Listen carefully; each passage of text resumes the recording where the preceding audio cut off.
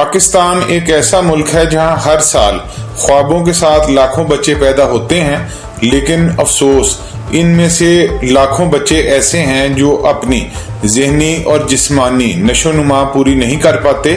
اس کی کیا وجہ ہے؟ افسوس اس کی وجہ ایک خاموش قاتل، ایک خاموش وجہ ہے، یعنی غذائی قلت یا میل نیوٹریشن۔ یہ کوئی ایسی خبر نہیں جو روزانہ ٹی وی کی ہیڈ لائنز بنتی ہوں، اور نہ ہی یہ کوئی ایسا دھماکہ ہے جو روز سنائی دیتا ہو، لیکن اس کے اثرات نسلوں تک پہنچ جاتے ہیں۔ ذرا سوچئے، ایک بچہ جو روزانہ کھانا تو کھاتا ہے مگر اس کو مکمل غذائیت نہیں ملتی، جس کی وجہ سے اس کا جسم اور دماغ مکمل طور پر نشو و نما نہیں پاتا۔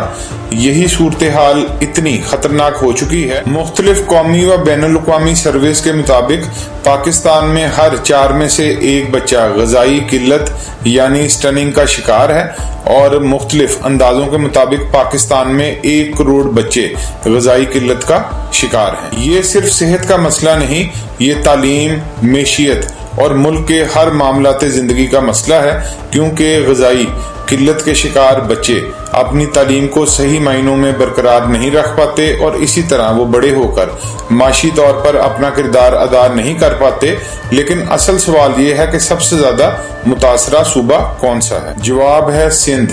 مختلف سرویز کے مطابق سندھ کے اندر غذائی قلت اور نشو و نما کے کمی کے شکار بچوں کی شرح ملک کے تمام صوبوں سے زیادہ ہے، اور یہاں پر ویسٹنگ یعنی حد سے زیادہ کم وزن کے بچے بھی بہت زیادہ تعداد میں پائے جاتے ہیں۔ لیکن آخر ایسا کیوں ہے؟ اس کی کئی وجوہات ہیں۔ پہلی وجہ غربت ہے۔ جب سندھ کے اندر غریب لوگ اپنے 2 وقت کی روٹی کے حصول کے لیے جدوجہد کو ممکن نہیں بنا پاتے، تو وہ کہاں سے ایسی صحت افزا غذا لائیں کہ ان کے بچوں کے اندر غذائی قلت اور نشو و نما کے مسائل پیدا نہ ہوں۔ دوسری وجہ یہ ہے کہ ماں اور بچے دونوں کی صحت۔ اگر عورت حاملہ ہے اور اس کو صحیح طرح غذا حاصل نہیں ہو رہی، تو بچہ پیدا ہونے سے پہلے ہی غذائی قلت کا شکار ہو جاتا ہے۔ تیسری وجہ صاف پانی اور صاف ستھرائی ہے۔ جب صاف پانی ہی نہیں ملے گا تو بچے اپنی غذا کو صحیح معنوں میں ہضم نہیں کر پاتے، اور اس طرح ان کے اندر مختلف مسائل جنم لیتے ہیں۔ چوتھی وجہ تعلیم کی کمی ہے۔ جب والدین کو یہ علم ہی نہیں کہ بچوں کو کیسی غذائیت دی جائے جس سے ان کے اندر میل نیوٹریشن یا سٹننگ پیدا نہ ہو، تو وہ کس طرح اس مسائل سے نبردازماں ہو سکتے ہیں۔ 5ویں وجہ قدرتی آفات ہیں۔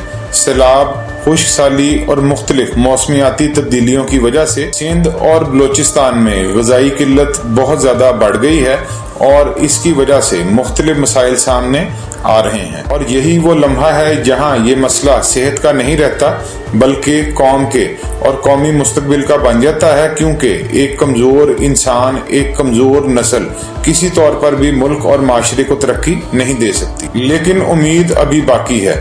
ماہرین کے مطابق اگر ماں اور بچوں کی صحت کا خیال رکھا جائے اور اسی طرح لوگوں کے اندر شعور پیدا کیا جائے، صاف پانی کی فراہمی کو یقینی بنایا جائے اور لوگوں کو ہر ممکن طریقے سے غذائیت کے فارمولے بتائے جائیں، تو یہ مسئلہ بڑی آسانی سے حل ہو سکتا ہے۔ آخر میں ایک سوال کہ اگر ہمارے ملک کے لاکھوں بچے اس مسئلے سے متاثر ہو رہے ہیں، تو کیا ہم واقعی اپنے ملک کے مستقبل کو بہتر بنا رہے ہیں، یا پھر ہم اپنے مستقبل کو تاریک کر رہے ہیں؟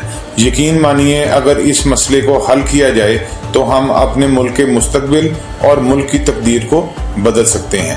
آپ کی اس بارے میں کیا رائے ہے؟ کمنٹ میں ضرور بتائیے گا، اور اگر ہماری ویڈیو پسند آئی ہو تو اسے زیادہ سے زیادہ لائک اور شیئر کیجیے گا، جبکہ ہمارے چینل کو لائک اور سبسکرائب کرنا نہ بھولیے گا۔ شکریہ۔